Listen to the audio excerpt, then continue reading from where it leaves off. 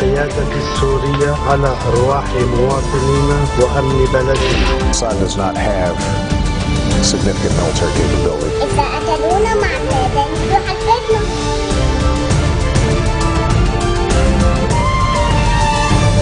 Good afternoon on this Tuesday, September 17th. I'm Yumna Naufal, and these are today's headlines. Progressive Socialist Party leader Walid Jumblat says he agrees with Speaker Nabih Berri on the need for national dialogue to resolve the country's political crisis. Western powers press their efforts for a UN resolution to rid Syria of chemical weapons, a day after a report by the world body describes a chilling sarin gas attack. And U.S. authorities investigate the shooting spree at Washington's Navy Yard, which left 13 people dead and 8 injured. Progressive Socialist Party leader Walid Jumblat says he agrees with Speaker Nabih Berri on the need for national dialogue to resolve the country's political crisis. In remarks to Voice of Lebanon Radio after meeting with a delegation from Berri's parliamentary bloc, Jumblat said he agreed with Berri on the concept of dialogue, adding he insisted on it. Berri's initiative lies in calling for a 5-day dialogue between the rival March 8 and March 14 camps at Babda Palace under President Michel Sleiman and with the participation of the Premier designate Tamam Salam. His proposal also calls for discussing the form and policy statement of the future cabinet, reviving talks on a new electoral law, supporting the military to deal with arms proliferated in the region, in addition to addressing a national defense strategy, a reference to Hezbollah's arms. Maronite Patriarch Bashar al-Rai is praising the stances of President Michel Sleiman that seek the interests of Lebanon, he says, and the constitutional institutions, criticizing powers that are skeptical of the army and security forces' competency in protecting Lebanon. He made his remarks before traveling to Rome on a week-long visit where he is scheduled to meet Pope Francis I. Moreover, Adai said that Sleiman needs the support of all sides in order to protect the country, and added the president is the head of Lebanon and he is calling for the assistance of all sides, and we as Lebanese should comply with his demands in order to complete the rest of the body. Adai stressed that all sides should preserve the country and cooperate for the sake of the state. The 31st anniversary of the Sabra and Shatila massacre that took place starting on September 16, 1982, after the Israeli occupation army, led back then by Ariel Sharon, surrounded the refugee camp after invading Beirut and granted access to the Kata'ib to enter the camp and slaughter refugees. The massacre lasted for 3 days. 16, 17, and 18 of September 1982, and approximately 3,500 to 8,000 people, including children and women and elderly, were killed. And it was a horrific and gruesome massacre perpetrated by the Israeli army and its allies, criminal militia. Back then, around 20,000 refugees lived in the refugee camp that was supposed, as any other camp, to receive international protection. Following the massacre, Israel's Supreme Court ordered the formation of a committee to investigate the circumstances that led to the crime against thousands of helpless refugees.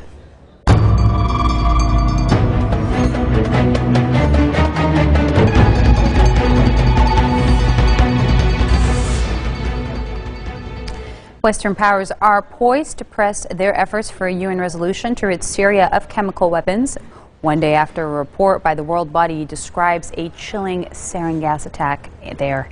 United Nations experts, without assigning blame, said they had gathered clear and convincing evidence that surface-to-surface rockets took sarin gas into the opposition-held Damascus suburb of Ghouta on August 21st. Washington said responsibility for the attack rests squarely with the regime of President Bashar al-Assad.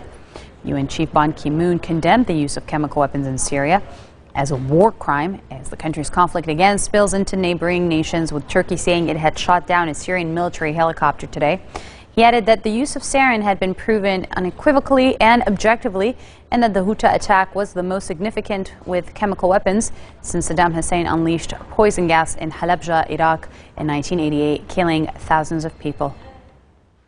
This report, which we are analyzing in detail, is clearly very damning. It confirms that there was indeed a large-scale chemical weapons attack in the areas east of Damascus in the early hours of the 21st of August.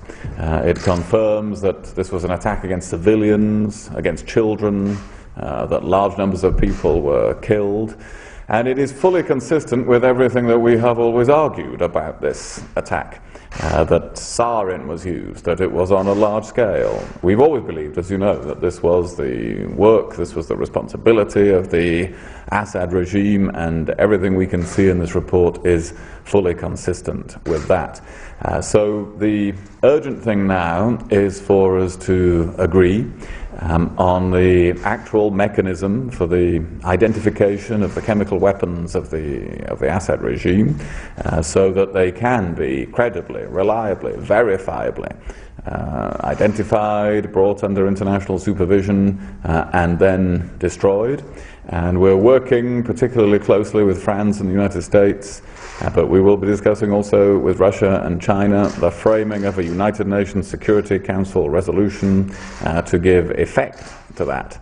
So these are the next steps after what I think is a very damning report. And of course we will not neglect at the same time to continue our work on trying to bring together a Geneva peace conference on Syria and to alleviate the terrible suffering of millions of refugees and others, an issue on which the UK takes a very strong lead.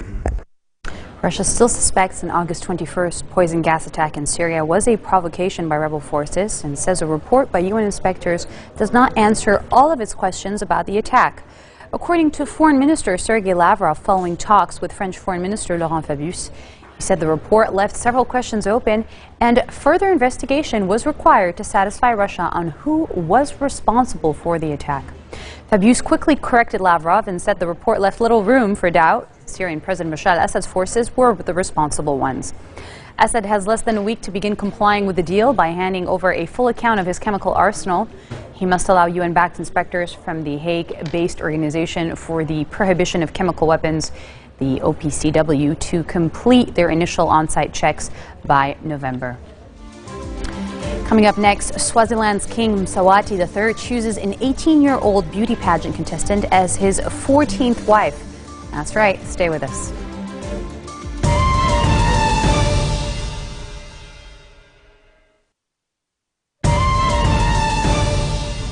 U.S. authorities probing the shooting spree at Washington's Navy Yard, which left 13 people dead and 8 injured, have said that a lone gunman carried out the killings. Authorities say military contractor Aaron Alexis, who was 34 years old, who came from Texas, launched the attack on Monday inside a building at the U.S. Navy complex, spraying gunfire on office workers in the cafeteria and in the hallway at the heavily secured installation. Investigators said hours earlier they were searching for 2 suspects and urged Washington residents to stay in place until the search ended. Alexis was an employee of a company called The Experts, a subcontractor for an HP Enterprise Services military contract, Hewlett-Packard. Alexis served as a Navy reservist from 2007 to early 2011. The FBI released a photo of him, who held the rank of an aviation electrician's mate 3rd class and had served full-time in a logistics support squadron in Fort Worth, according to the Navy. By my team on the situation. We still don't know all the facts, but we do know that several people have been shot and some have been killed. So we are confronting yet another mass shooting. And today it happened on a military installation in our nation's capital. It's a shooting that targeted our military and civilian personnel. These are men and women who were going to work, doing their job, protecting all of us. They're patriots, and they know the dangers of serving abroad, but today they face the unimaginable violence that they wouldn't have expected here at home. So we offer our gratitude to the Navy and local law enforcement, federal authorities, and the doctors who've responded with skill and bravery. I've made it clear to my team that I want the investigation to be seamless so that federal and local authorities are working together. And as this investigation moves forward, we will do everything in our power to make sure whoever carried out this cowardly act is held responsible. In the meantime, we send our thoughts and prayers to all at the Navy Yard who've been touched by this tragedy. We thank them for their service. We stand with the families of those who've been harmed. They're going to need our love and support. And as we learn more about the courageous Americans who died today, their lives, their families, their patriotism, we will honor their service to the nation. They helped to make great, and obviously we're going to be investigating thoroughly what happened, as we do so many of these shootings, sadly, that have happened, and do everything that we can to try to prevent them. The United States condemns the president of Sudan's application for a U.S. visa to attend the UN meeting next week, saying he should face charges of war crimes and genocide at the International Criminal Court. Omar Hassan al-Bashir, accused of masterminding genocide and other crimes during a conflict in Sudan's Darfur region, in which some 200,000 people were killed, had sought a visa to attend next week's opening of the UN General Assembly in New York. As the United Nations host country, the United States has a policy of issuing visas for members of delegations in line with the 1947 pact with the UN, regardless of disputes with individual countries. Under the 1947 UN headquarters agreement establishing the world body's base in New York, the United States is generally expected to grant visas to officials traveling to the UN. Bangladesh's top court has sentenced a senior Islamist opposition leader to death for mass murder during the country's 1971 liberation war against Pakistan. Abdul Qadir Mullah, who is 65 years old, the fourth highest ranked leader of the Jamaat Islami party, is the first politician to be found guilty by the country's Supreme Court after it overturned an appeal to acquit him of all charges. Lawyers said a five-strong appellate division bench threw away the defense appeal for acquittal of the Jamaat Islami's Assistant Secretary General. Jamaat Islami has called for a 48-hour general strike to start on Wednesday. The original life sentence delivered in February triggered widespread protest, including by secular protesters angry over the apparent leniency of the sentence. A surge in civilian casualties and attacks on women in Afghanistan spotlights waning government support for human rights, according to the United Nations top rights officer.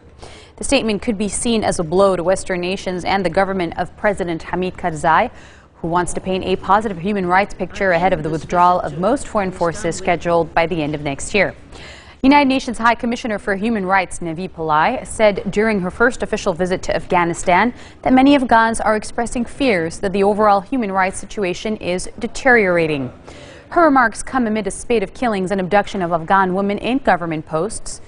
Senior policewoman in the southern Afghan province of Helmand, Lieutenant Negara, died yesterday after she was shot by unknown men. Her predecessor, Lieutenant Islam Bibi, was herself gunned down in July.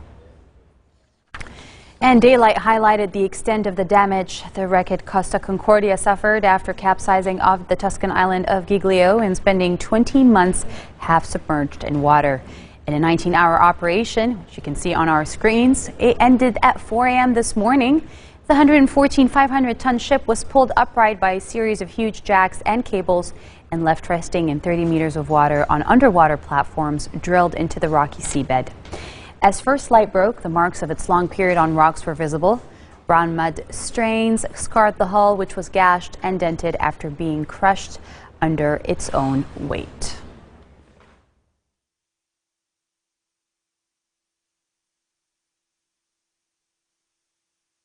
The Somali education authorities are reporting that thousands of children are going to school for the first time following the launch of an ambitious campaign to give 1 million children an education over the next 3 years. The Go to School initiative was launched in Mogadishu, Garowe, and Hargeisa on the 8th of September of this year to mark International Literacy Day. The campaign, which will involve building and rehabilitating schools, training and paying teachers, and supporting ministries, is being led by the Somali education authorities and supported by UNICEF and other international partners. The initiative has been endorsed by the Somali-born supermodel and businesswoman professionally known as Iman, as well as singer-songwriter Angelique Kidjo and award-winning Somali novelist Nuruddin Farah. Some schools in south-central Somalia have already shown a phenomenal increase in enrollment since the launch, with figures still coming in from other schools and regions. Swaziland's King Mswati III has chosen an 18-year-old beauty pageant contestant as his 14th wife, according to a palace spokesman, days before a much-criticized parliamentary vote. Mswati, a 45-year-old who is a sub-Saharan Africa's last absolute monarch, introduced Sinsiwa Dlamini at a reed dance celebration over the weekend. She wore reed feathers on her head, which is a sign of royalty. The young woman graduated from Babani's St. Francis High School last year and is a finalist in the Miss Cultural Heritage Beauty Pageant. Now, the king has come under fire for his household lavish lifestyle, while the tiny mountain kingdom's 1.2 million people struggle to make a living. His colorful private life is off limits in local media, but is drawing a lot of international interest. 3 wives left the household in recent years. The latest, Queen Ladija, fled the palace in 2012, claiming years of physical and emotional abuse. And this marks the end of our bulletin for today. Let me remind you of our headlines. Progressive Socialist Party leader Walid Jamlad says he agrees with Speaker Nabil Berri on the need for national dialogue to resolve the country's political crisis. Western powers pressed their efforts for a UN resolution to rid Syria of chemical weapons 1 day after a report by the world body describes a chilling sarin gas attack. And U.S. authorities investigate the shooting spree at Washington's Navy Yard, which left 13 people dead and 8 injured. Those are your Tuesday headlines live on Future Television. Make sure to stay tuned. French news is next with Serge Berberi. I'll be back tomorrow for all the latest.